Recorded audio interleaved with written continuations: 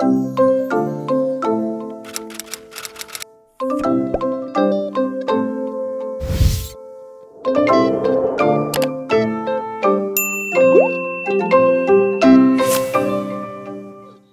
tout le monde, bienvenue sur Curiosité, j'espère que vous allez bien. Merci de me rejoindre aujourd'hui pour une nouvelle vidéo.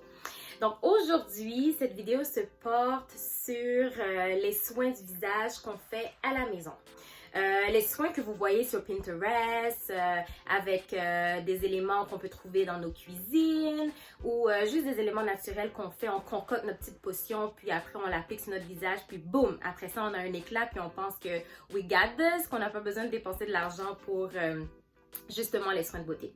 Donc oui, aujourd'hui on parle des erreurs qu'on commet. Je fais partie de cette gang, tu fais partie de cette gang, ou sinon si c'est pas toi, c'est ta cousine, ta soeur, ton ami lointain, ton ami d'enfance.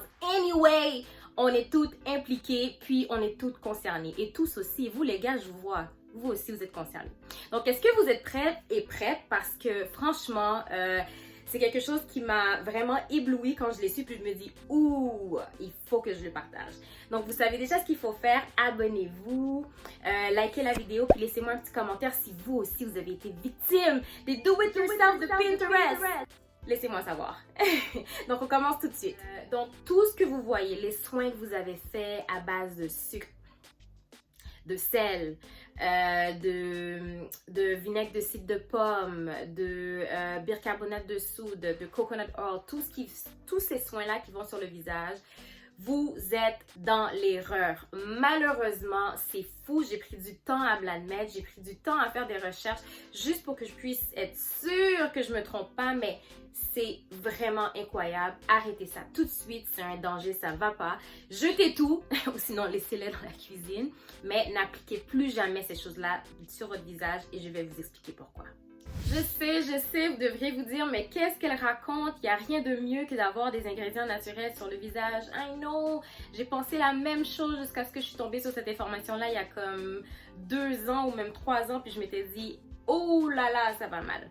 Dans le fond, c'est quand même assez simple quand on pense à soins du visage, il faut penser au pH. Le pH, vraiment, c'est en anglais potential hydrogen et dans le fond, ça représente le ratio du niveau d'hydrogène, tout simplement. Vous devriez sûrement vous dire, mais qu'est-ce qu'elle raconte? Elle parle d'hydrogène, c'est quoi ce machin-là? Je vais vous expliquer.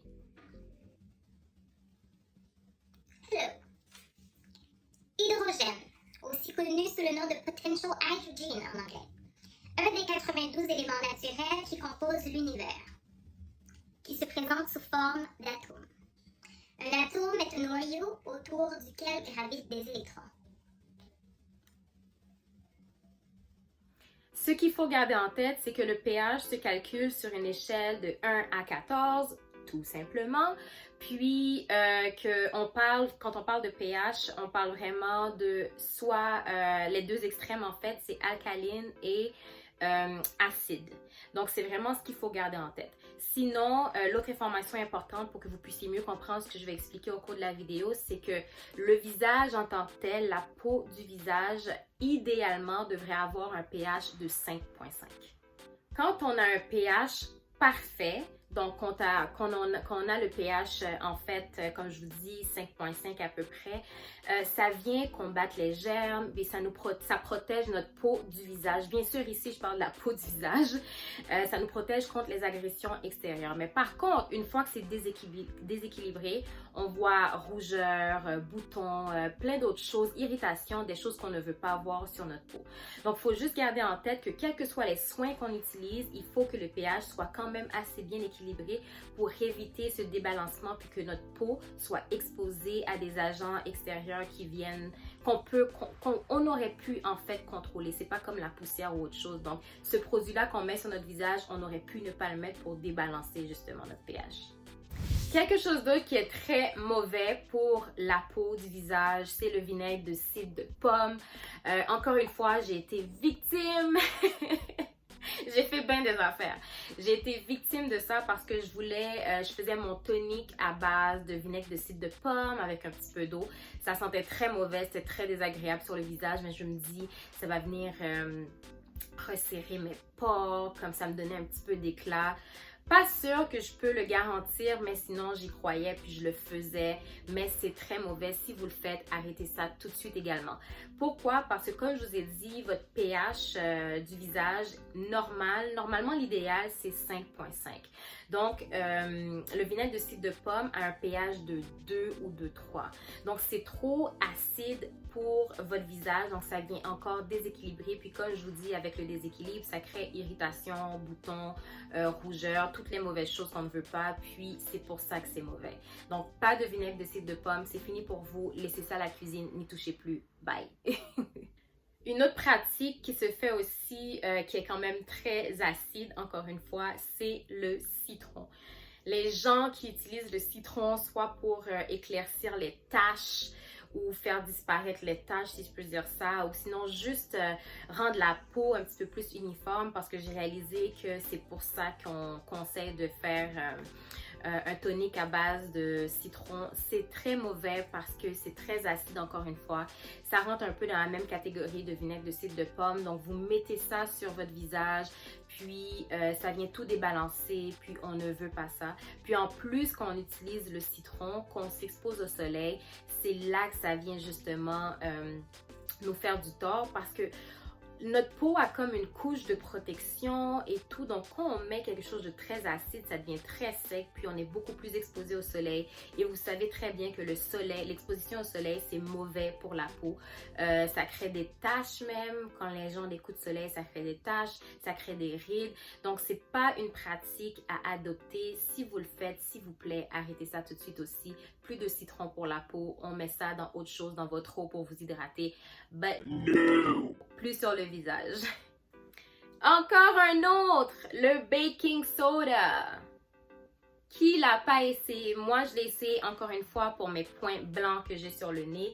Mais c'est aussi mauvais, contrairement au citron et au vinaigre de cidre de pomme, c'est très basique. Donc, c'est à un pH de 9. Donc, ça va encore dans l'autre extrémité. Dès qu'on parle d'extrémité, c'est là que ça crée un débalancement. Donc, ça, c'est beaucoup plus basique. C'est 9. Donc, ça vient encore créer un déséquilibre. Plus de baking soda sur le visage, c'est très mauvais. Arrêtez ça tout de suite. N'utilisez plus jamais cette affaire-là pour votre visage. Je pense que pour le pH, vous avez bien compris. Donc, plus de baking soda, plus de vinaigre de cidre de pomme, plus de citron sur la peau. Non.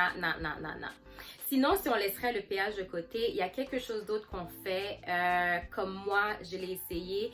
C'était le sucre ou le sel sur le visage avec un tout petit peu d'eau, ou sinon le savon que j'utilise pour me laver le visage. Oui, I did it too! J'arrête pas, j'ai tout expérimenté là, ça va mal pour moi, mais je me suis repris là. Pour ça, je le faisais également pour m'exfolier le visage. J'adorais m'exfolier le visage avec du sucre, vous n'avez pas idée. Surtout le sel, parce que le sel était beaucoup plus fin. Puis, je trouvais vraiment, après l'utilisation, j'avais un éclat, c'était beau, j'avais plus de petits points. C'était la belle vie, quoi. Mais c'est vraiment mauvais pour la peau. Pourquoi? Parce que ça crée des mini-fissures. Vous n'avez pas idée à quel point que votre visage, la peau de votre visage est tellement sensible. C'est tellement fragile que exfolier aussi avec des ingrédients de façon mécanique, ça peut créer des dommages, et ceci dit à long terme. Donc, arrêtez l'exfoliation avec le sucre et le sel, ça ne fonctionne pas.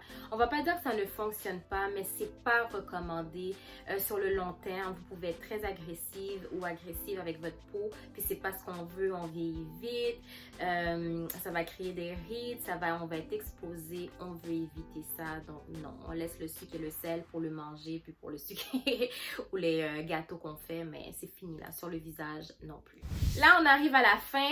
Je suis sûre que là, vous êtes comme sous le choc, en train de vous dire « Wow, je ne savais pas » ou sinon « Mais pourquoi? » Puis vous êtes encore perdu comme moi je l'étais il y a quelques années. Mais il y a encore un petit dernier que je sais qu'il n'y a pas beaucoup de personnes qui vont être d'accord avec moi, mais vous êtes libre de vouloir me corriger. Mais j'ai pris le temps de faire des recherches pour m'assurer que c'est vrai. Dans le fond, c'est ce qui m'a poussée à chercher un petit peu plus sur les soins du visage puis les soins maison. C'est quand que j'ai réalisé, à cause d'un tweet ou quelqu'un sur les réseaux sociaux qui l'avait mis, assez influente, puis je me disais, ben là, elle est bonne, pourquoi elle le dit? Puis j'ai été chercher.